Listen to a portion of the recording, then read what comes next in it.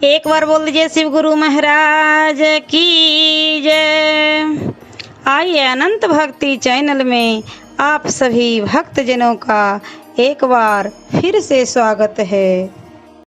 आज हम आप लोगों को तृतीय स्कंध का 6वां अध्याय सुनाती हूँ, जिसमें भगवान के विराट रूप से जीवों की उत्पत्ति का वर्णन है। श्री सुखदेव जी बोले, हे राजा परीक्षित, जब देवताओं ने उन नारायण भगवान से ऐसे कहा, तब उन अलग अलग स्थित महतत्वादिकों की वैसी गति देखकर ईश्वर ने अपनी काल संज्ञक शक्ति से उन 23 गणों को एक कर दिया, फिर स्वयं भी उनमें प्रविष्ट हो गए।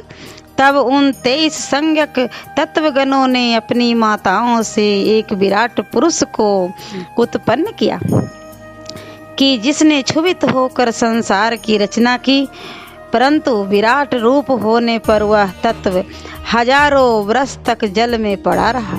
फिर ज्ञान शक्ति, कर्म शक्ति और आत्मा शक्ति वाले उस कर्म रूपी विराट ने अपनी चैतन्य शक्ति से एक और प्राण रूप क्रिया शक्ति से 10 तथा आध्यात्मिक आदि भेद से अपने 3 विभाग किए। आत्मा, परमात्मा, विराट। इसमें भगवान का पहला अवतार हुआ कि जिससे सब प्राणियों का समुदाय प्रकट हुआ। फिर वह विराट पुरुष साध्यात्म, साधिदैव और आदिभूत भेद से 3 प्रकार का हुआ कि जिसने प्राण, अपान, समान, उदान, व्यान, नाग, कूर्म, कृकल, देवदत्त और धनंजय इन 10 तत्वों को प्रकट किया।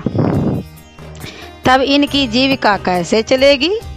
देवताओं के इस प्रकार प्रार्थना करने पर भगवान ने उन 10 के घोर तप किया कि जिसमें ये जीवित रहे।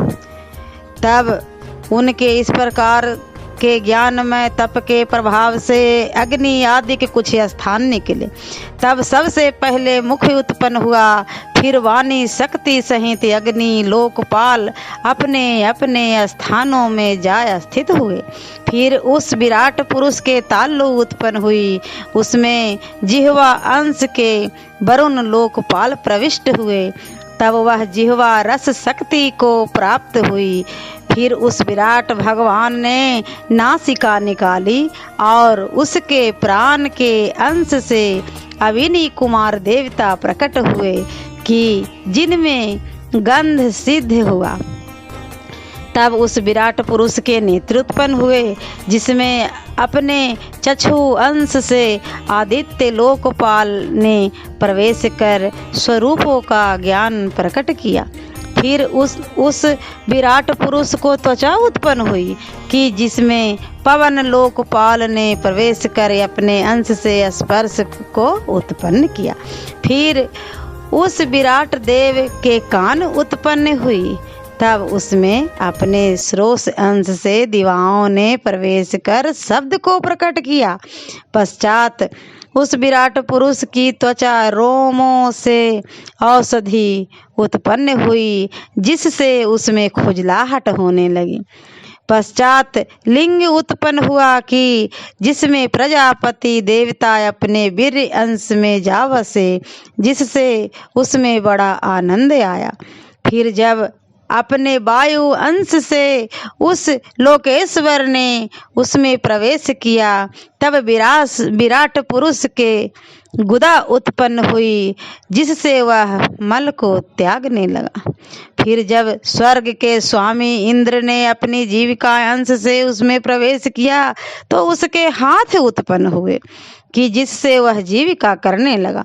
पुनः पैर उत्पन्न हुआ, जिसमें विष्णु जी ने प्रवेश किया। पांव से ही चलकर पाने योग्य वस्तु प्राप्त होती है। फिर ब्रह्मा जी ने अपने बोध अंश से प्रवेश कर उस विराट में बुद्धि उत्पन्न की। जब वह जानने योग्य सब वस्तुओं को जानने लगा, फिर हृदय की उत्पत्ति हुई।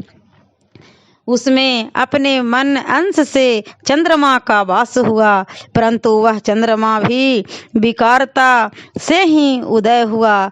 इसी कारण चंद्रमा से में श्यामता है। इसी प्रकार तब उस विराट पुरुष में अहंकार उत्पन्न हुआ, तो उसमें कर्म अंश से रुद्र ने प्रवेश किया, क्योंकि अहंकार का ही दूसरा नाम रुद्र है। फिर चित्त की उत्पत्ति हुई, वह चेतना अंश से ब्रह्मा हुआ, तो फिर ब्रह्मा होने से वह विशेष ज्ञान युक्त हो गया। तब जिनमें सतत्व गुण की अधिकता थी, ऐसे देवता लोग स्वर्ग में और रजोगुण वृत्तियों वाले मनुष्य पृथ्वी में और उनके उपयोगी पशु आदि भी पृथ्वी में प्राप्त हुए। फिर जो तमोगुण वाले तत्व थे, वे भूतों के गण आकाश में नियत किए गए। हे विदुर जी, इसी प्रकार उस विराट पुरुष के मुख में वेदों से संयुक्त ब्राह्मणों की उत्पत्ति हुई। ब्राह्मण सब वर्ण के गुरु हुए। फिर उसी पुरुष की भुजाओं से क्षत्रिय उत्पन्न हुए कि जिसका यह कर्तव्य हुआ कि चोरादिकों के उपद्रव से सब वर्णों की रक्षा करे। फिर उसी विराट पुरुष की जंघाओं से वैश्य उत्पन्न हुए। वैश्य के लिए यह कर्तव्य हुआ कि वह कृषि और वाणिज्य आदि के द्वारा सबकी जीविका चलावे। फिर उसकी विराट भगवान के चरणों से धर्म की सिद्धि के लिए सेवा उत्पन्न हुई। उस सेवा में सबसे पहले शूद्र उत्पन्न हुआ, इसका कर्म सेवा था।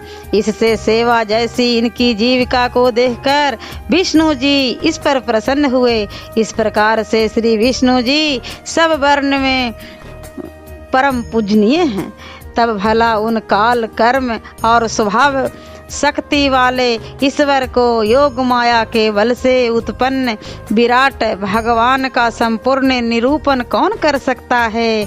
तो भी जैसी मेरी बुद्धि है और जैसा मैंने सुना है, उसके अनुसार बिना कुछ और अन्य वार्ता के अपनी वाणी को पवित्र करने के लिए मैं श्री विष्णु जी का पावन चरित्र कहता हूँ।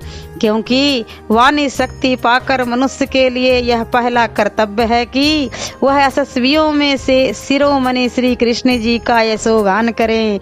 इसी प्रकार कानों को पाने का सही उत्तम लाभ है कि यह विष्णु जी की कथा रूपी अमृत को सुने, क्योंकि विष्णु जी की कथा अपरंपार और परम मनोहर तथा ज्ञान का भंडार है। उसके असीम और अद्भुत चरित्र को जानकर कोई पार नहीं पा सकता। यहाँ तक कि स्वयं ब्रह्मा भी उनका यशोगान करते करते थक गए और पार नहीं पाए। हजारों वर्ष की तपस्या भी उनको यथार्थ रूप से नहीं पहचान सकती। वे भगवान बड़े ही मायावी और प्राणियों को मोहित करने वाले तथा परम योगेश्वर हैं। उनकी अपरंपार माया को कोई कैसे जान सकता है। चलते चलते उनकी ओर से थककर लौटना ही पड़ता है। तब जिनको देवता भी नहीं पा सकते, उन भगवान के लिए मेरा नमस्कार है। ओम नमो भगवते वासुदेवाय नमः। और इसका 7वां अध्याय मैं अगले वीडियो में सुनाती हूँ। ऐसे ही मनोरंजक कथाएं, कहानियाँ और भक्ति गीत सुनने के लिए हमारे इस चैनल अनंत भक्ति को सब्सक्राइब करें और वीडियो अच्छी लगी हो तो लाइक का बटन ज़रूर दबाएं। धन्यवाद।